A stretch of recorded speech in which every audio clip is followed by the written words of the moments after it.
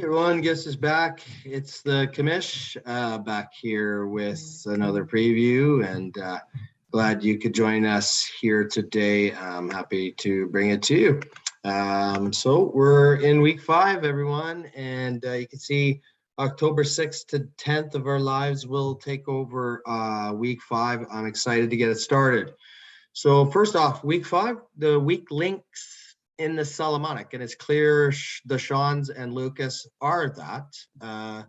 The Sean's 13-31 career, it just hasn't been a great start, it was a good start, but the last few years have obviously been dreadful for that fan base, if you call it. 4-2 though, lifetime against Lucas. Lucas 20-24, going the opposite way in his career win-loss. Obviously in a full rebuild himself. When I look at who Co originally predicted to win this one, he went with himself to win this one. And when I look at who I also have Philly Miracle Men winning this one. And I'm going to stick with that prediction of Philly Miracle Men winning that one. And there's a few reasons why. First off, when I look at it, Carson Wentz versus Tennessee might not be a bad matchup for the Seans. I feel Breece Hall is definitely starting to take over in the running room in New York, which we kind of assumed would happen eventually. Obviously, the big one here, Treylon Burks, could be out for a while for the Seans, just when he was starting to get involved. So that's obviously not going to help. Drake London, I think, is the real deal. You guys know how I feel about him. Justin Fields, of course, was supposed to be part of the rebuilding plan for Philly Miracle Men. It hasn't worked out that way. And then Bolt Top, did this flip with Stafford, which was kind of odd. And now he's got Jameis Winston, who I don't know if he's going to be ready. And clearly, you know what? Dalton almost looked better in that offense. So that might be kind of a bad move on his part. I know kind of picks went here and there. It was interesting. I just didn't think it was all that great. Philly Miracle Men's just a way better team. Bolt Up sucks right now, and he better make sure those picks he got helps him in his rebuild. Next up, Pandian rivalry, and what a great rivalry. 2 original owners to the LOC. Obviously, Robert not in the LOC anymore, now in Tier 2, but Tier 2 owners have dominated this title while they were in Tier 2.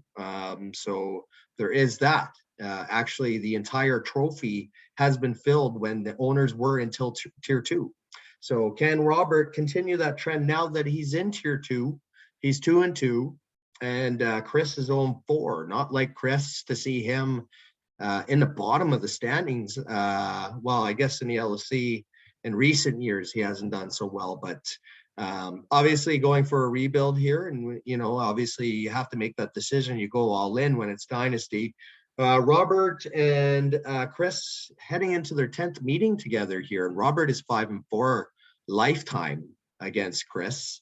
And when I look at the predictions here for Co and myself, just give me a moment to find it. I got Robert and the Illuminati winning this one. And when I look at Co's predictions here, just give me a second. He also has the Illuminati winning this one. And let's face it, Vlad Jr. Crew just completely dismantled his lineup.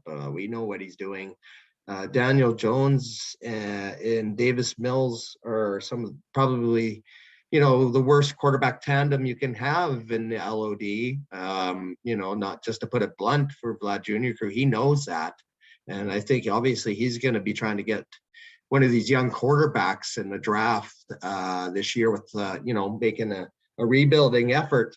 For the Illuminati, that trade looked like it would definitely paid off for you early on there with Baker, but Baker has definitely struggled recently for you, a quarterback. I think Goff is going to have a tough matchup in New England. That's definitely going to hurt the Illuminati in this one, but Tyreek and Justin Jefferson are, in my opinion, one of the best pair of wide receivers you can have. Robert, I have the exact same pair of wide receivers in Sean's new Dynasty League that's part of this format now. So I love that tandem, and I think they're going to carry you to victory. Next up, number one in their own way. Interesting how I frame this one is because Bill's Mafia is the champion, but he's 1-3. And definitely he's going to have to find a way to get winning here soon. And I think he will, obviously.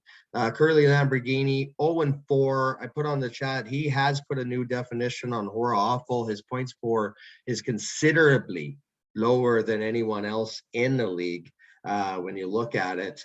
Matt, 3-2 lifetime against Curly Lamborghini. And, I think that's obviously going to continue. I'll just verify for sure that that's what Cole had as well to win this one. He did have Bill's Mafia to win this one, and I'm pretty sure I did as well. Definitely did. Bill's Mafia is obviously going to want to get revenge after that loss to Cashing My Belichick's. That was a tough loss. Cashing My Belichick's again, a new owner proving his worth in LOD, and I know he's definitely trying hard to get to the LOC. But in this one, I don't have any faith in Matty Ice for Curly Lamborghini. I don't think he's the guy. Pickens, all the preseason hype, I think he will be a heck of a receiver next year, possibly, and more maybe late in the year.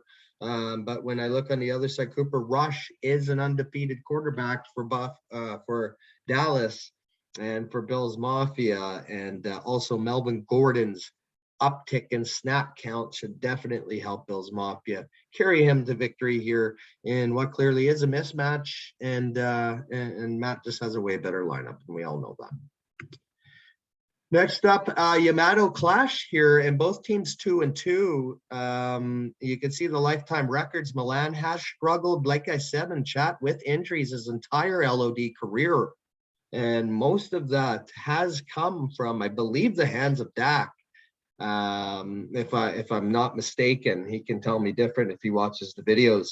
But I think that's definitely going to be the case here. I originally had Subotica Spartans to win this one, whereas Co has Subotica Spartans losing this one. I think it's going to be a thriller. I'm going to stick with Subotica Spartans to win this one.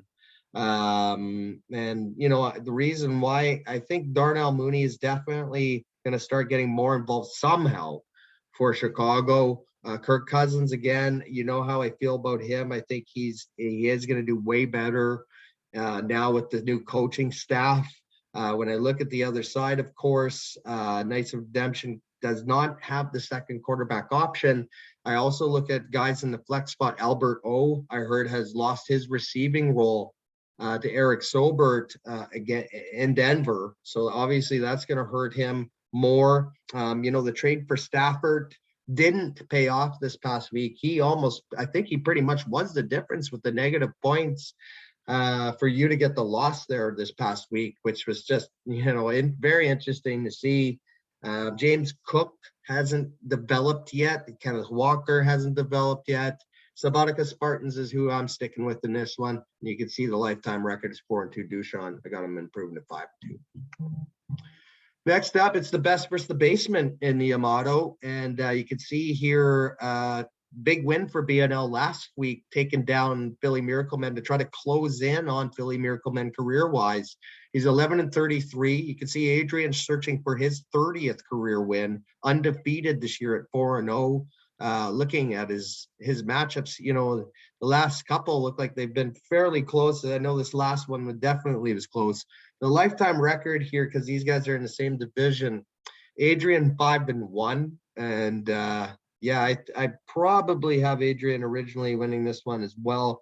Let's see here. Co actually has Orange Crush losing this one as part of his original predictions.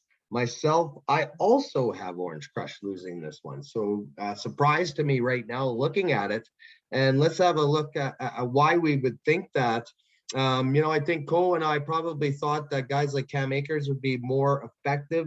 Let's face it, Kenny G on Bare Naked Ladies side has been a huge disappointment. I think Jahan Dotson's going to be hurt. There's a lot of things working against Bare Naked Ladies. He does have Trevor Lawrence. You got to have Zach Wilson in now, I feel, who he doesn't have in the lineup right now and didn't last week, which was odd. I think you definitely got to put Zach Wilson in now to try to compete.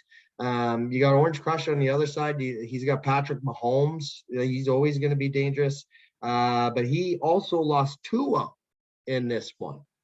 So that's going to be a difference. Instead, he's got to go, it looks like, with Evan Ingram in that flex spot. So I'm going to stick with Bare Naked Ladies in the upset here. I think it will be a shocker.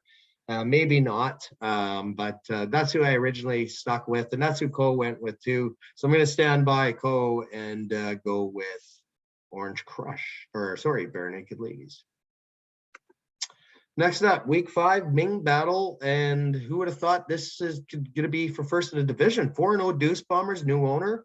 3-1 Catching My Belichick's new owner. These guys have come in and silenced any critics if they had any coming in. I know Deuce Bombers came in, took over a pretty sweet landing spot. Catching My Belichick's goes full rebuild and looks unbelievable. Like in terms of his future, Geno Smith, the answer. I know Seattle fans are loving what he's cooking right now, and Seattle will continue. Remains to be seen in this one. He also does have Jamar Chase to build off of. Garrett Wilson's there. Jeff Wilson's become a starting running back. J-Rob.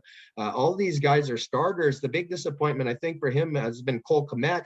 But on the other side, you could say the same about Deuce Bombers with Kyle Pitts.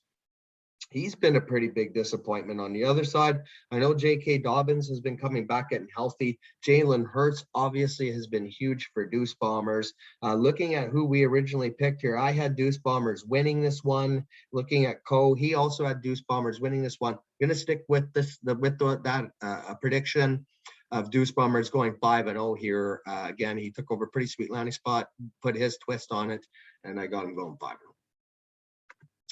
Next up, we got first place in Pandian on the line. Definitely could have been Game of the Week nominee. 2 teams, 3-1s. Susie and Zebras, Chris and No More. No More getting his 20th career win last week. Congratulations on that. This series is tied 3-3. So these guys have been going head-to-head, punch-to-punch, history-wise. Looking at who Cole originally picked to win this one, he has Zebras to lose this one. When I look at it, I also originally had Zebras to lose this one to No More. So when you look at it, is Zebras going to lose, though? That's the question. The big difference has really been the resurgence of Lamar Jackson in fantasy. I don't even know if you call it resurgence. The guy's in a contract year. He's been electric. And he's going to continue to be electric, I think. But Joe Burrow on the other side, I mean, what a matchup, right? Really should have almost been Game of the Week looking at it. Burrow, Jackson facing off against one another. For No More, Dameon Pierce was definitely the right pick. You got him. He looks like maybe potentially the best running back in this class. Cordero Patterson getting hurt, though, will hurt you. But will JT dress or play on the other side? I don't think he's gonna. So there's injuries concerns on both sides here.